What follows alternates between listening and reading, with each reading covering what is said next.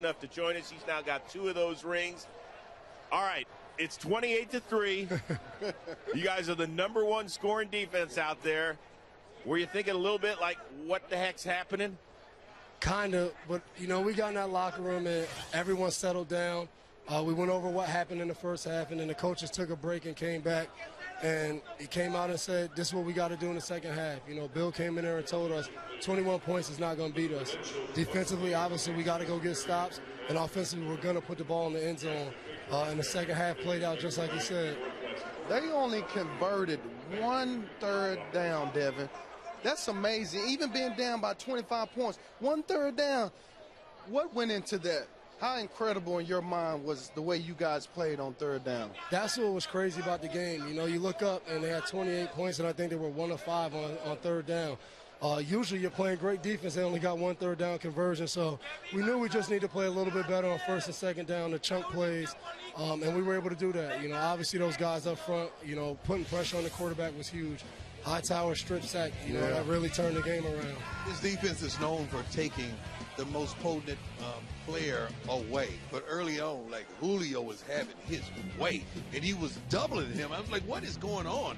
You guys, did you have to change to Malcolm Butler going over there if you was going to double him? Because it seemed like the double team, the guy in the front was not doing his job early on. We really kept it the same, but the guy made some crazy catches. The one over the middle, him and Logan both get their hands on the ball. He comes down with it. The one on the sideline, I don't know how he got that foot down, and that happened. I'm sitting there, all these crazy catches happen against us in the Super Bowl, and, he's a tough guy. He's a tough guy to go out there and stop, but, to go out there and hold him, I think he had 4 catches for 90 yards. Yeah. That's a win for us. We knew Matt Ryan's going to try to get him the ball. We knew we were going to have him double, and he still was going to try to get him the ball, and to go out there and just do it for the whole game, that's what it was about. Facing Matt Ryan, did you guys say to yourself, okay, if we put pressure on him, he's going to give us a shot? Yeah, we what knew was we the had book to on Matt Ryan? We knew we had to get to him. We knew he was very similar to Tom. If you gave him the look early, he was going to read it. He was going to get to his guys. And if you let him sit back there in the pocket, he's going to really pick you apart. So we talked about that all week. Times we sat in zone, we'd do that a little bit. And when we went man, and we wasn't going to just sit back and man, we were going to go after him, send an extra guy. And those guys up front ate when we needed them to. They did. You guys were down 28-20, about 3 minutes to go.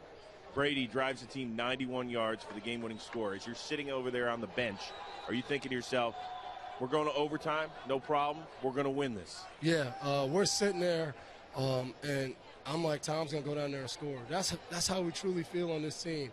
And then it was all about if they get the 2-point or not and what we need to do after that. And finally, Slate won a coin toss. We talk about that all year. We always lose a coin toss. And I told Slate he won the right one. And once we started on offense and knowing if we scored, the game's over, I knew we were going to go down the field. Our offense was just clicking at that time, and that's all she wrote. When you're just kind of standing on the sidelines, are you like a fan because there's nothing you could do when your offense has the ball? Do you get nervous? Nah, I am like a fan. We've seen that over and over in 2-minute drills in practice through training camp. Trying to stop our offense is tough. A bunch of weapons, and you got the greatest quarterback of all time, and I don't think anyone's going to stop us. We get in a 2-minute drive for the win. Talk about how good your defensive line played. They played tremendous ball today. Really gave you guys, I think the lift that you needed, especially in that second half. That was great. All year, we've gone into games and people have talked about what we can and can't do. And, this game kind of played out our season play. Guys stepping up, not giving up touchdowns in different situations. They were able to drive the ball down the field right before time and then went down and scored to tie it up. And, they got in the red area, and all we said was we can't give up 3. We get a tackle for loss, a sack, a holding. That's the defense stepping up, making plays when we needed them. And I felt like that's what we were all year. Big games where we needed, maybe the offense didn't score a lot, and we need to play well. We did. We come out in the second half. No matter what, if the offense scored and we let them score, the game was going to be over. We stepped up and got stopped. I want to know your feeling on this rule. You go out there for the coin toss, and like you said, you hadn't won many. What the way the momentum was, if you lose that coin toss, it could be game over. It was tough. And I don't like that rule. I don't think a team should lose just because they didn't call heads or tails. It's tough because we all knew if you won the coin toss, you was going to win the game. We said it on the sideline, but we also thought, now if they win the coin toss, they're going to win the game because it was that type of game. Yeah, and, defensively, we felt good. If we lost the coin toss, we felt we were going out there getting stops the whole, really in the mid-third quarter, fourth quarter. So we felt good. Matty P was on the sideline drawing up the plays and the defense we was going to run. We was ready, and Matty stays on it the whole drive. We get the pass interference. The ball's at the one-yard line. We're all going crazy like the game's over, and he's still talking about what we need to do. He said 3 points is on the board. Now we got to get a stop. So just a great feeling. And defensively, we felt good, but it was great to see us start off on offense. When you're an old man, 40 years from now, what are you going to tell the grandkids about this game? Greatest comeback ever. Deron Harmon on the bike in the second half, just pedaling, and he yelling out, "This is going to be the greatest comeback ever, guys." And the team believed it, and this is what it was. What's the one intangible thing about this team that you would say made you guys who you are and made you guys champions? I think resilient. The hard work. Our offseason program was tough this year. Probably 88 out of 90 guys hated it the whole time, and we talked about that all playoffs.